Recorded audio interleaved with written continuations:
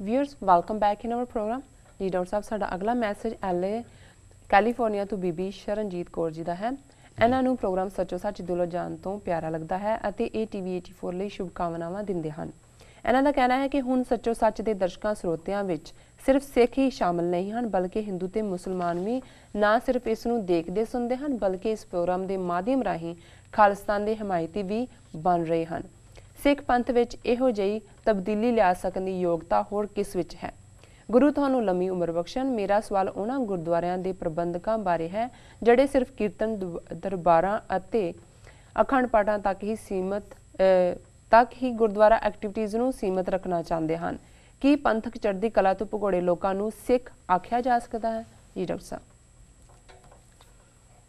ਭੈਣ ਜੀ ਸ਼ਰਨਜੀਤ ਕੌਰ ਜੀ ਦਾ ਬਹੁਤ ਬਹੁਤ ਧੰਨਵਾਦ। ਉਹਨਾਂ ਨੇ ਸਾਨੂੰ LA ਕੈਲੀਫੋਰਨੀਆ ਤੋਂ ਲਿਖਿਆ ਜੀ। ਉਹਨਾਂ ਨੂੰ ਪ੍ਰੋਗਰਾਮ ਦਿਲੋਂ ਜਾਨ ਤੋਂ ਪਿਆਰ ਹੈ ਔਰ ਉਹਨਾਂ ਨੇ ਸ਼ਲਾਘਾ ਕੀਤੀ ਹੈ। ਅਸੀਂ ਉਹਨਾਂ ਦਾ ਸ਼ੁਕਰਗੁਜ਼ਾਰ ਹੈ। ਸਾਡੇ ਲਈ ਬੜੀ ਮਾਣ ਵਾਲੀ ਫਖਰ ਵਾਲੀ ਗੱਲ ਹੈ ਜੀ। ਉਹਨਾਂ ਨੇ ਕਿਉਂਕਿ ਕੱਲ ਦੇ ਪ੍ਰੋਗਰਾਮ ਦੇ ਵਿੱਚ ਅਸੀਂ ਜਿਹੜੀਆਂ ਈਮੇਲਸ ਪੜ੍ਹੀਆਂ ਉਹਨਾਂ ਦੇ ਵਿੱਚ ਇੱਕ ਹਿੰਦੂ ਵੀਰ ਬਠਿੰਡੇ ਤੋਂ ਲਿਖਣ ਵਾਲੇ ਸਨ ਜੀ ਤੇ ਇੱਕ ਮੁਸਲਮਾਨ ਵੀਰ ਮੈਨਚੈਸਟਰ ਇੰਗਲੈਂਡ ਤੋਂ ਲਿਖਣ ਵਾਲੇ ਸਨ ਜੀ, ਜਿਨ੍ਹਾਂ ਦੋਨਾਂ ਨੇ ਜਿਹੜਾ ਸਿੱਖ ਪਰਸਪੈਕਟਿਵ ਦੇ ਨਾਲ ਹਮਦਰਦੀ ਜਤਾਈ ਸੀ। ਜੀ ਜੀ। ਸੋ ਜ਼ਾਹਰ ਹੈ ਵੀ ਇਸ ਤੋਂ ਹੀ ਉਹਨਾਂ ਨੇ ਇਹ ਕਾਮੈਂਟ ਕੀਤਾ ਕਿ ਹੁਣ ਤਾਂ ਹਿੰਦੂ ਔਰ ਮੁਸਲਮਾਨ ਵੀ ਜਿਹੜੇ ਨੇ ਉਹ ਖਾਲਿਸਤਾਨ ਦੀ ਹਮਾਇਤ ਤੇ ਆ ਰਹੇ ਨੇ ਜੀ। ਉਸ ਦਾ ਕ੍ਰੈਡਿਟ ਉਹਨਾਂ ਨੇ ਸਾਨੂੰ ਦੇਣ ਦਾ ਯਤਨ ਕੀਤਾ ਜਿਹਦੇ ਅਸੀਂ ਹੱਕਦਾਰ ਨਹੀਂ ਹਾਂ ਜੀ। ਅਸੀਂ ਤਾਂ ਇੱਕ ਵਿਦਿਆਰਥੀ ਦੀ ਤਰ੍ਹਾਂ ਇਸ ਸਾਰੇ ਸਿਸਟਮ ਦੇ ਵਿੱਚ ਜਿੰਨੀ ਕੁ ਗੁਰੂ ਨੇ ਸਮਰੱਥਾ ਦਿੱਤੀ ਹੈ ਜਿੰਨੀ ਕੁ ਸਮਝ ਹੈ ਉਸ ਨੂੰ ਅੱਗੇ ਵੰਡਣ ਦਾ ਯਤਨ ਕਰ ਰਹੇ ਜੀ। ਜੇ ਕੋਈ ਵਡਿਆਈ ਹੈ ਤੇ ਇਹ ਸਤਿਗੁਰੂ ਦੀ ਹੈ ਔਰ ਸਤਿਗੁਰੂ ਆਪ ਹੀ ਜਿਸ ਦੇ ਮਰਜ਼ੀ ਸਿਰ ਤੇ ਹੱਥ ਰੱਖ ਕੇ ਜੋ ਮਰਜ਼ੀ ਸੇਵਾ ਲੈ ਲੈਣ ਇਹ ਵਡਿਆਈਆਂ ਗੁਰੂ ਦੀਆਂ ਨੇ ਜੀ ਜੀ।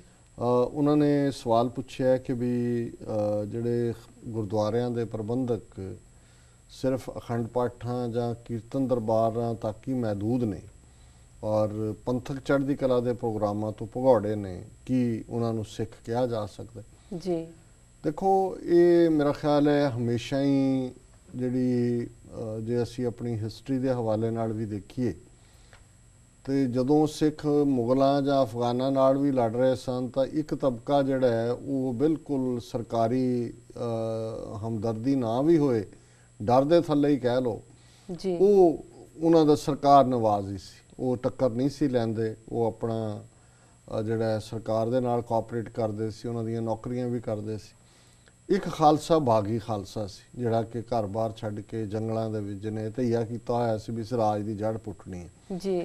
ਲੇਕਿਨ ਉਹਨਾਂ ਦੀ ਜਿਹੜੇ ਉਸ ਵੇਲੇ ਗੁਰਦੁਆਰਿਆਂ ਦੇ ਵਿੱਚ ਬੈਠੇ ਮਹੰਤ ਜਾਂ ਉਦਾਸੀ ਜਾਂ ਨਿਰਮਲੇ ਜਾਂ ਹੋਰ ਕੋਈ ਬੂਆ ਖੁੱਲ੍ਹਾ ਰੱਖਣ ਵਾਲੇ ਜਾਂ ਦੀਵਾ ਜਗਾਉਣ ਵਾਲੇ ਵੀ ਸਨ ਜੀ, ਉਹ ਵੇਲੇ ਕੁ ਵੇਲੇ ਖਾਲਸੇ ਦੀ ਮਦਦ ਜ਼ਰੂਰ ਕਰਦੇ ਸਨ। ਖਾਲਸਾ ਵੀ ਜਦੋਂ ਕਿਤੇ ਲਾਗਿਓਂ ਲੰਘਦੇ ਉਹਨਾਂ ਤੱਕ ਉਹ ਲੰਗਰ ਪਾਣੀ ਪਹੁੰਚਾਉਂਦੇ ਜਾਂ ਉਹਨਾਂ ਤੱਕ ਜਾਣਕਾਰੀ ਅੰਦਰੂਨੀ ਵੀ ਜਿਹੜੀ ਵੀ ਉਹਨਾਂ ਦੇ ਉਦੋਂ ਦੇ ਲੜਾਈ ਦੇ ਤੌਰ ਤਰੀਕੇ ਸੀ ਉਹਨਾਂ ਤੱਕ ਪਹੁੰਚਾਉਂਦੇ ਸੀ। ਸੋ ਇਹ ਇੱਕ ਅੰਡਰਸਟੈਂਡਿੰਗ ਜ਼ਰੂਰ ਸੀ। ਸੋ ਅਸੀਂ ਸਮਝਦੇ ਹਾਂ ਵੀ ਅੱਜ ਦੇ ਪੀਰੀਅਡ 'ਚ ਇਹ ਤਾਂ ਸਮਝ ਆ ਸਕਦਾ ਹੈ ਵੀ ਗੁਰਦੁਆਰਿਆਂ ਦੇ ਵਿੱਚ ਕੁਝ ਸਰਕਾਰੀ ਨੌਕਰੀਆਂ ਕਰਨ ਵਾਲੇ ਲੋਕ ਜਿਹੜੇ ਕਿ ਇੰਡੀਅਨ ਸਿਸਟਮ ਨਾਲ ਜੁੜੇ ਹੋਏ ਨੇ ਜਾਂ ਜਿਨ੍ਹਾਂ ਦੇ ਹਿੱਤ ਜੁੜੇ ਹੋਏ ਨੇ ਉਹ ਬੜੀ ਖੁੱਲ੍ਹ ਕੇ ਗੱਲ ਕਰਨ ਤੋਂ ਖੁਦ ਘਬਰਾਉਂਦੇ ਹੋਣ ਜੀ। ਲੇਕਿਨ ਉਹ ਗੁਰਦੁਆਰਾ ਮੁਕੰਮਲ ਨਹੀਂ ਹੈ ਜਿੱਥੇ ਕਿ ਮੀਰੀ ਪੀਰੀ ਦਾ ਕਨਸੈਪਟ ਲਾਗੂ ਨਹੀਂ ਹੁੰਦਾ। ਹੁਣ ਮੀਰੀ ਪੀਰੀ ਮੀਰੀ ਦੀ ਗੱਲ ਰਾਜ ਦੀ ਗੱਲ ਹੈ, ਬਾਦਸ਼ਾਹਤ ਦੀ ਗੱਲ ਹੈ, ਆਜ਼ਾਦੀ ਦੀ ਗੱਲ ਹੈ, ਪੀਰੀ ਅਧਿਆਤਮ ਦੀ ਗੱਲ ਹੈ। ਸੋ ਗੁਰਦੁਆਰਾ ਸਾਹਿਬਾਨ ਦੇ ਵਿੱਚ ਕੀਰਤਨ ਕਥਾ ਪਾਠ ਜਿੰਨੀ ਪੜ੍ਹੀ ਜਾਏ ਜਿੰਨਾ ਪ੍ਰਚਾਰ ਹੋਏ ਉਨਾ ਥੋੜ੍ਹਾ ਕਿਉਂਕਿ ਗੁਰਬਾਣੀ ਚੋਂ ਹੀ ਅਸੀਂ ਮਾਨਸਿਕ ਸ਼ਾਂਤੀ ਲੈਂਦੇ ਹਾਂ। ਗੁਰੂ ਘਰਾਂ 'ਚ ਜਾ ਕੇ ਅਸੀਂ ਜੁੜਦੇ ਹਾਂ, ਗੁਰਬਾਣੀ ਕੀਰਤਨ ਸੁਣਦੇ ਹਾਂ ਪਰ ਇਹ ਸਿਰਫ ਇੱਕ ਆਸਪੈਕਟ ਹੈ। ਦੂਸਰਾ ਪੱਖ ਜਿਹੜਾ ਮੀਰੀ ਦਾ ਪੱਖ ਹੈ ਉਹ ਬੜਾ ਅਹਿਮੀਅਤ ਰੱਖਦਾ ਹੈ ਕਿ ਜੇ ਪੰਥ ਦੀ ਚੜ੍ਹਦੀ ਕਲਾ ਨਹੀਂ ਹੋਏਗੀ ਜੀ, ਖਾਲਸਾ ਪੰਥ ਦੇ ਕੋਲ ਆਪਣਾ ਘਰ ਨਹੀਂ ਹੋਏਗਾ ਜਾਂ ਖਾਲਸਾ ਪੰਥ ਦੀ ਖੱਜਲ ਖੁਆਰੀ ਹੋਏਗੀ ਜਾਂ ਅੱਜ ਸਾਡੇ ਕੋਲ ਇਨਸਾਫ ਨਹੀਂ ਹੈ। ਹੁਣੇ ਜੋ ਕੱਲ ਪੱਥਰੀਬਲ ਦੇ ਹਵਾਲੇ ਨਾਲ ਜਿਹੜਾ ਫੈਸਲਾ ਆਇਆ ਇਸ ਤੋਂ ਜ਼ਾਹਰ ਹੈ ਵੀ ਜੇ ਉਹ ਜਿਹੜੇ 5 ਚੁੱਕੇ ਮਾਰੇ ਲੋਕਾਂ ਨੇ ਦੇਖੇ ਜਿਨ੍ਹਾਂ ਦੇ ਸਬੂਤ ਸਾਹਮਣੇ ਆਏ ਉਹਨਾਂ ਦੇ ਕਾਤਲ ਜਿਹੜੇ ਆ ਉਹਨਾਂ ਨੂੰ ਸਜ਼ਾ ਨਹੀਂ ਦਿੱਤੀ ਗਈ ਤੇ 35 ਸਿੱਖਾਂ ਦੇ ਕਾਤਲ ਕਿਹਨੇ ਲੱਭਣੇ ਨੇ? ਅਸੀਂ ਇਹ ਸੋਚਦੇ ਸੀ ਕਿ ਪੱਥਰੀਬਲ ਦੇ ਫੈਸਲੇ ਤੋਂ ਬਾਅਦ ਇੱਕ ਆਧਾਰ ਬਣੇਗਾ, ਕਿਉਂਕਿ ਸੁਪਰੀਮ ਕੋਰਟ 'ਚ ਪੋਜ਼ਿਟਿਵ ਲੱਗਦਾ ਸੀ ਕਿ ਲਾਈਨ ਕਿ ਵੀ ਅਸੀਂ ਇਹਨੂੰ ਆਧਾਰ ਬਣਾਵਾਂਗੇ, ਇਹ ਕਹਿ ਕੇ ਕਿ ਜੀ ਵੀ ਕਿਉਂਕਿ ਹੁਣ ਇਹ ਸਾਬਤ ਹੋ ਗਿਆ ਵੀ ਇਹ ਬੰਦੇ ਲਸ਼ਕਰੇ ਤਾਇਬਾ ਦੇ ਨਹੀਂ ਸੀ, ਆਰਮੀ ਦੇ ਹੀ ਸੀ, ਇਸ ਲਈ 35 ਸਿੱਖਾਂ ਦਾ ਮਾਮਲਾ ਜਿਹੜਾ ਹੈ ਉਸ ਨੂੰ ਵੀ ਉਹਦਾ ਟ੍ਰਾਇਲ ਵੀ ਜਿਹੜਾ ਉਹ ਦੁਬਾਰਾ ਖੋਲ੍ਹਿਆ ਜਾਏ ਜੀ। ਸੋ ਇੱਕ ਪਾਸੇ ਤਾਂ ਇਸ ਕਿਸਮ ਦਾ ਮਾਹੌਲ ਹੈ, ਉੱਥੇ ਸਾਡੇ ਕੋਲ ਜਸਟਿਸ ਨਹੀਂ ਹੈ। ਹਿੰਦੁਸਤਾਨ 'ਚ ਉਹਨਾਂ ਨੇ ਸਿਰ ਹੀ ਨਹੀਂ ਚੁੱਕਣ ਦੇਣਾ ਕਿਸੇ ਨੂੰ, ਉੱਥੇ ਬਾਦਲ ਕੇ ਔਰ ਦੂਜੇ ਨੇ। ਹੁਣ ਬਾਹਰਲੇ ਮੁਲਕ ਨੇ, ਕੈਲੀਫੋਰਨੀਆ ਹੋਏ, ਨਿਊਯਾਰਕ ਹੋਏ, ਦੁਨੀਆ ਦਾ ਕੋਈ ਵੀ ਮੁਲਕ ਹੋਏ, ਇੱਥੇ ਅਸੀਂ ਆਜ਼ਾਦ ਹਾਂ। ਅਸੀਂ ਜਦੋਂ ਤੱਕ ਕੋਈ ਇਹਨਾਂ ਮੁਲਕਾਂ ਦਾ ਕਾਨੂੰਨ ਭੰਗ ਨਹੀਂ ਕਰਦੇ, ਅਸੀਂ ਆਪਣੇ ਗੁਰਦੁਆਰਿਆਂ 'ਚ ਆਜ਼ਾਦੀ ਨਾਲ ਆਪਣੇ ਖਾਲਿਸਤਾਨ ਦੀ ਗੱਲ ਕਰ ਸਕਦੇ ਹਾਂ, ਮਨੁੱਖੀ ਹੱਕਾਂ ਦੀ ਗੱਲ ਕਰ ਸਕਦੇ ਹਾਂ, ਔਰ ਬਹੁਤ ਸਾਰੀਆਂ ਸਟੇਜਾਂ ਤੇ ਹੁੰਦੀ ਹੈ ਜੀ ਜੀ, ਪ੍ਰੋਗਰਾਮ ਵੀ ਹੁੰਦੇ ਨੇ। ਕਿੱਥੇ ਜਾ ਕੇ ਸਿੱਖ ਆਪਣੇ ਦੁੱਖ ਨੂੰ ਜਾਂ ਆਪਣੇ ਭਵਿੱਖ ਦੇ ਪ੍ਰੋਗਰਾਮਾਂ ਨੂੰ ਕਿੱਥੇ ਜਾ ਕੇ ਡਿਸਕਸ ਕਰਨ? ਤੇ ਜੇ ਫਿਰ ਇਸ ਕਿਸਮ ਦੇ ਪ੍ਰਬੰਧਕ ਜਿਹੜੇ ਖੁਦ ਵੀ ਭਗੌੜੇ ਨੇ ਇਸ ਗੱਲ ਤੋਂ, ਔਰ ਉਹ ਗੁਰਦੁਆਰਿਆਂ ਦਾ ਪਲੇਟਫਾਰਮ ਹੀ ਬੰਦ ਕਰ ਦਿੰਦੇ ਨੇ ਕਿ ਜੀ ਨਹੀਂ ਇੱਥੇ ਕੁਝ ਹੋਰ ਹੋ ਨਹੀਂ ਸਕਦਾ, ਫਿਰ ਇਹਨਾਂ ਦੀ ਪੈਂਜ ਦੀ ਗੱਲ ਬਿਲਕੁਲ ਠੀਕ ਹੈ ਵੀ ਉਹ ਸਿੱਖ ਕਹਾਉਣ ਦੇ ਹੱਕਦਾਰ ਨਹੀਂ ਨੇ। ਸਿੱਖੀ ਮੁਕੰਮਲ ਭਗਤੀ ਸ਼ਕਤੀ ਰਾਜਯੋਗ ਮੀਰੀ ਪੀਰੀ ਦਾ ਨਾਂ ਹੈ, ਪੰਥਕ ਆਜ਼ਾਦੀ। ਔਰ ਫਿਰ ਇਸ ਕਿਸਮ ਦੇ ਲੋਕ ਕਿਵੇਂ ਆਪਣਾ ਮੂੰਹ ਹੀ ਗੁਰੂ ਨੂੰ ਦਿਖਾਉਣਗੇ? ਫਿਰ ਤਾਂ ਅਰਦਾਸ ਪੜ੍ਹਨੀ ਬੰਦ ਕਰ ਦਿਓ, ਰਾਜ ਕਰੇਗਾ ਖਾਲਸਾ ਪੜ੍ਹਨਾ ਬੰਦ ਕਰ ਦਿਓ, ਕਿਰਪਾਨ ਭੇਟ ਤੁਸੀਂ ਪ੍ਰਸ਼ਾਦ ਨੂੰ ਕਰਦੇ ਹੋ, ਕਿਰਪਾਨ ਮੀਰੀ ਹੈ ਜੀ, ਔਰ ਤੁਸੀਂ ਖਾਲਸਾ ਜੀ ਕੇ ਬੋਲ ਬਾਲੇ ਦੀ ਅਰਦਾਸ ਕਰਦੇ ਹੋ। ਸੋ ਇਸ ਕਿਸਮ ਦੇ ਲੋਕ ਜਿਹੜੇ ਨੇ ਉਹ ਬਿਲਕੁਲ ਟੁੱਕੜ ਬੋਝ ਕਿਸਮ ਦੇ, ਭਗੌੜੇ ਕਿਸਮ ਦੇ, ਔਰ ਜਿਹੜੇ ਕਿ ਸਿਰਫ ਗੁਰਦੁਆਰਿਆਂ ਦੀਆਂ ਮੈਨੇਜਮੈਂਟਸ ਨੂੰ ਚੰਬੜੇ ਰਹਿਣਾ ਚਾਹੁੰਦੇ ਨੇ ਜੀ। ਔਰ ਇਸ ਕਿਸਮ ਦੇ ਲੋਕ ਜਿਹੜੇ ਨੇ ਫਿਰ اخلاقی ਤੌਰ ਤੇ ਸਿੱਖ ਕਹਾਉਣ ਦਾ ਹੱਕ ਨਹੀਂ ਰੱਖਦੇ। ਜੀ ਜੀ ਡਾਕਟਰ ਸਾਹਿਬ, ਸਾਡੀ ਅਗਲੀ ਟਿੱਪਣੀ ਨਕੋਦਰ ਜ਼ਿਲ੍ਹਾ ਜਲੰਧਰ ਤੋਂ ਵੀਰ ਹਰਭਜਨ ਸਿੰਘ ਕੋਹਾੜ ਜੀ ਦੀ ਹੈ। ਇਹਨਾਂ ਨੇ YouTube ਤੇ ਸੱਚੋ ਸੱਚ ਦੇ ਕੁਝ ਪ੍ਰੋਗਰਾਮ ਦੇਖੇ ਹਨ ਅਤੇ ਇਹ ਇਸ ਤੋਂ ਕਾਫੀ ਪ੍ਰਭਾਵਿਤ ਹਨ। ਇਹਨਾਂ ਨੇ ਇਸ ਗੱਲ ਤੇ ਭਾਰੀ ਚਿੰਤਾ ਦਾ ਇਜ਼ਹਾਰ ਕੀਤਾ ਹੈ ਕਿ ਪੰਜਾਬ ਵਿੱਚ ਆਮ ਤੌਰ ਤੇ ਅਤੇ ਦੁਆਬੇ ਵਿੱਚ ਖਾਸ ਤੌਰ ਤੇ ਮਸਤਾਂ ਫਕੀਰਾਂ ਦੇ ਮਜ਼ਾਰਾਂ ਨੂੰ ਇੱਕ ਖਾਸ ਸਕੀਮ ਤਹਿਤ ਬੜੀ ਅਹਿਮੀਅਤ ਦਿੱਤੀ ਜਾ ਰਹੀ ਹੈ ਅਤੇ ਇੱਥੇ ਬੜੇ ਮੇਲੇ ਕਰਵਾਏ ਜਾ ਰਹੇ ਹਨ। ਜ਼ਾਲਮ ਇਜ਼ਹਾਰ ਆਲਮ ਇਸ ਵਿੱਚ ਲੁਕਵਾਂ ਰੋਲ ਅਦਾ ਕਰ ਰਿਹਾ ਹੈ। ਪੈਸੇ ਗਾਉਣ ਵਜਾਉਣ ਅਤੇ ਸਸਤੀ ਸ਼ੋਹਰਤ ਦੇ ਸ਼ੌਕੀਨ ਕੁਝ ਸਿੱਖ ਗਾਇਕ ਵੀ ਹੁਣ ਸਿਰਫ ਸਟੇਜਾਂ ਤੇ ਹੀ ਨਹੀਂ ਬਲਕਿ ਮਜ਼ਾਰਾਂ ਤੇ ਆ ਕੇ ਵੀ ਭੰਗ ਦੀ ਲੋਰ ਵਿੱਚ ਸਿਰ ਮਾਰ ਕੇ ਗਾਉਂਦੇ ਹਨ, ਜਿਸ ਨੂੰ ਸੂਫੀ ਕਲਾਮ ਦਾ ਗਲਤ ਨਾਂ ਦਿੱਤਾ ਜਾ ਰਿਹਾ ਹੈ। ਹਾਲਾਂਕਿ ਇਹਨਾਂ ਖੋਤੀ ਮਸਤਾਂ ਦਾ ਸੂਫੀਵਾਦ ਨਾਲ ਜਿਹੜੀ ਕਿ ਇਸਲਾਮ ਦੀ ਹੀ ਇੱਕ ਸਹਿਨਸ਼ੀਲ ਧਾਰਾ ਹੈ, ਕੋਈ ਲਾਗੇ ਤਾਗੇ ਦਾ ਸਬੰਧ ਵੀ ਨਹੀਂ। ਪਰ ਇਹ ਮਸਤਾਂ ਦੇ ਮਜ਼ਾਰ ਸਿੱਖਾਂ ਨੂੰ ਗੁਰਦੁਆਰਿਆਂ ਅਤੇ ਸਿੱਖੀ ਕਰਾਰਾਂ ਨਾਲੋਂ ਤੋੜ ਰਹੇ ਹਨ। ਕਈ ਨੌਜਵਾਨਾਂ ਦੀਆਂ ਬਾਹਾਂ ਵਿੱਚ ਤੁਸੀਂ ਕੁਝ ਕੜਿਆਂ ਦੀ ਥਾਂ ਰੰਗ ਬਰੰਗੀਆਂ ਵੰਗਾਂ ਅਤੇ ਕੰਨਾਂ ਵਿੱਚ ਕੱਚ ਦੀਆਂ ਮੁੰਦਰਾਂ ਵੇਖ ਸਕਦੇ ਹੋ। ਇਹ ਨੌਜਵਾਨ ਨਸ਼ਿਆਂ ਦੀ ਸ਼ੌਕੀਨੀ ਵੀ ਪੂਰੀ ਕਰਦੇ ਹਨ ਅਤੇ ਫਿਲਮੀ ਅੰਦਾਜ਼ ਵਿੱਚ ਜੋਗੀ ਹੋਣ ਦਾ ਢੋਂਗ ਵੀ ਕਰਦੇ ਹਨ। ਸ਼੍ਰੋਮਣੀ ਕਮੇਟੀ ਸਮੇਤ ਸਾਰੀਆਂ ਸਿੱਖ ਸੰਸਥਾਵਾਂ ਸੁੱਤੀਆਂ ਹੋਈਆਂ ਹਨ। ਸਿੱਖੀ ਤੋਂ ਦੂਰ ਹੋ ਰਹੇ ਇਹਨਾਂ ਨੌਜਵਾਨਾਂ ਨੂੰ ਕਿਸੇ ਵੀ ਹੋਰ ਧਰਮ ਵਿੱਚ ਸੌਖਿਆਂ ਕਨਵਰਟ ਕੀਤਾ ਜਾ ਸਕਦਾ ਹੈ। ਇਸ ਅਹਿਮ ਵਿਸ਼ੇ ਤੇ ਆਪਣੇ ਵਿਚਾਰ ਜ਼ਰੂਰ ਦਿਓ ਜੀ ਡਾਕਟਰ ਸਾਹਿਬ। ਵੀਰ ਹਰਭਜਨ ਸਿੰਘ ਕੋਹਾੜ ਜੀ ਦਾ ਬਹੁਤ ਧੰਨਵਾਦ। ਉਹਨਾਂ ਨੇ ਸਾਨੂੰ ਨਕੋਦਰ ਪੰਜਾਬ ਤੋਂ ਇਹ ਸੁਨੇਹਾ ਦਿੱਤਾ ਜੀ। ਇਹ ਗੱਲ ਕਾਫੀ ਫਿਕਰ ਵਾਲੀ ਹੈ ਜੀ ਜੀ, ਔਰ ਮੈਂ ਕਈ ਦਿਨਾਂ ਦਾ ਹੀ ਇਸ ਬਾਰੇ ਜਿਉਂ ਤੁਸੀਂ ਇੰਟਰਨੈਟ ਤੇ ਰਿਸਰਚ ਕਰਦੇ ਹੋ ਔਰ ਤੁਸੀਂ ਦੇਖਦੇ ਹੋ ਕਿ ਕਿਵੇਂ ਨਵੇਂ ਗਾਇਕ ਜਿਨ੍ਹਾਂ ਦੇ ਨਾਂ ਨਾਲ ਸਾਡੇ ਸਿੱਖ ਨਾਂ ਨੇ, ਪੇਂਡੂ ਮੁੰਡੇ ਨੇ, ਜੱਟਾਂ ਦੇ ਮੁੰਡੇ ਨੇ ਜਾਂ ਸਿੱਖਾਂ ਦੇ ਮੁੰਡੇ ਨੇ ਜੀ, ਤੇ ਕਿਵੇਂ ਉਹ ਸਾਰੇ ਹੀ ਇਵੇਂ ਲੱਗਦਾ ਜਿਵੇਂ ਕਿ ਪੰਜਾਬ ਦੇ ਵਿੱਚ ਸਿੱਖੀ ਵੱਲ ਪਿੱਠ ਕਰਕੇ ਔਰ ਹੋਰ ਹੀ ਕਿਸਮ ਦਾ ਜਿਹੜਾ ਇਹ ਨਚਾਰ ਕਲਚਰ ਜਿਹਨੂੰ ਮਸਤ ਦੇ ਨਾਲ ਜੋੜ ਕੇ ਵਿੱਚ ਹੀ ਜੋਗੀ ਨਾਲ ਜੋੜ ਕੇ ਵਿੱਚ ਹੀ ਸੂਫੀ ਨਾਲ ਜੋੜ ਕੇ, ਹਾਲਾਂਕਿ ਜੇ ਤੁਸੀਂ ਇਹ ਜਿਹੜੀਆਂ ਅੱਡ ਧਾਰਾਵਾਂ ਨੇ ਅਧਿਆਤਮ ਦੀਆਂ ਜਾਂ ਪਾਸ ਦੇ ਵਿੱਚ ਰਹੀਆਂ, ਇਹ ਬਿਲਕੁਲ ਅਲੱਗ ਕਰੰਟ ਨੇ। ਲੇਕਿਨ ਇੱਕ ਗੱਲ, ਔਰ ਜਿਹੜਾ ਇਸ ਸੰਬੰਧੀ ਇੱਕ ਆਰਟੀਕਲ ਇਸ ਪਿਛਲੇ ਦਿਨਾਂ 'ਚ ਜਾਂ ਇੱਕ ਦੋ ਦਿਨ ਪਹਿਲਾਂ ਹੀ ਪੰਜਾਬ ਸਪੈਕਟਰਮ ਤੇ ਵੀ ਬੜੇ ਵੇਰਵੇ ਦੇ ਨਾਲ ਆਇਆ ਜੀ, ਔਰ ਕਿਉਂਕਿ ਬਹੁਤ ਸਾਰਾ ਜ਼ੋਰ ਇਸ ਵੇਲੇ ਦੁਆਬੇ ਦੇ ਵਿੱਚ ਹੈ ਇਹਨਾਂ ਮਜ਼ਾਰਾਂ ਦਾ, ਔਰ ਕੁਛ ਐਸੇ ਕਾਰਨ ਵੀ ਰਹੇ ਨੇ। ਮਾਲਵੇ ਦੇ ਵਿੱਚ ਤਾਂ ਉਹਨਾਂ ਨੇ ਏਜੰਸੀਆਂ ਨੇ ਸੌਦਾ ਸਾਧ ਜਿਹੜਾ ਉਸ ਦਾ ਬਹੁਤ ਜ਼ਿਆਦਾ ਬੋਲਬਾਲਾ ਚਾਰ ਚੁਫੇਰੇ ਖੜਾ ਕੀਤਾ। ਦੁਆਬੇ ਦੇ ਕੁਛ ਇਲਾਕੇ 'ਚ ਆਸ਼ੂਤੋਸ਼ ਦੇ ਹਵਾਲੇ ਕੀਤਾ ਹੋਇਆ, ਔਰ ਜਿਹੜੀ ਬੈਲਟ ਬਚੀ ਸੀ ਉਹਦੇ 'ਚ ਹੁਣ ਇਹ ਕੋਈ ਲਾਡੀ ਸ਼ਾਹ ਤੇ ਕੋਈ ਫਲਾਣਾ ਸ਼ਾਹ ਤੇ ਕੋਈ ਇਸ ਕਿਸਮ ਦੇ ਜਿਹੜੇ ਨੇ ਉਹਨਾਂ ਨੇ ਬੜੇ ਵੱਡੇ ਇਕੱਠ ਹੋ ਰਹੇ ਨੇ ਔਰ ਬੜੇ ਨਾਮੀ ਜਿਹੜੇ ਗਾਇਕ ਨੇ ਜਿਨ੍ਹਾਂ ਬਾਰੇ ਇਹ ਵੀ ਆਂਦਾ ਹੈ ਕਿ ਜੀ ਉਹ ਤਾਂ ਉੱਥੇ ਜਾ ਕੇ ਮਜ਼ਾਰਾਂ ਤੇ ਬਹਿਣਗੇ, ਬਾਬੇ ਬਣਨਗੇ ਜੀ। ਇਸੇ ਤਰ੍ਹਾਂ ਹੀ ਇੱਕ ਦਿਨ ਸਰਚ ਕਰਦੇ ਆ ਮੈਂ ਦੇਖ ਰਿਹਾ ਸੀ ਕਿ ਮਾਲਵੇ 'ਚ ਮਲੇਰਕੋਟਲੇ ਦੇ ਨੇੜੇ ਇੱਕ ਬੇਬੇ ਦੇ ਨਾਂ ਥੱਲੇ ਔਰ ਇੱਕ ਸਿੱਖ ਗਾਇਕ ਲੜਕਾ ਪੰਜਾਬੀ ਯੂਨੀਵਰਸਿਟੀ ਪਟਿਆਲਾ 'ਚੋਂ ਪੜ੍ਹਿਆ ਹੋਇਆ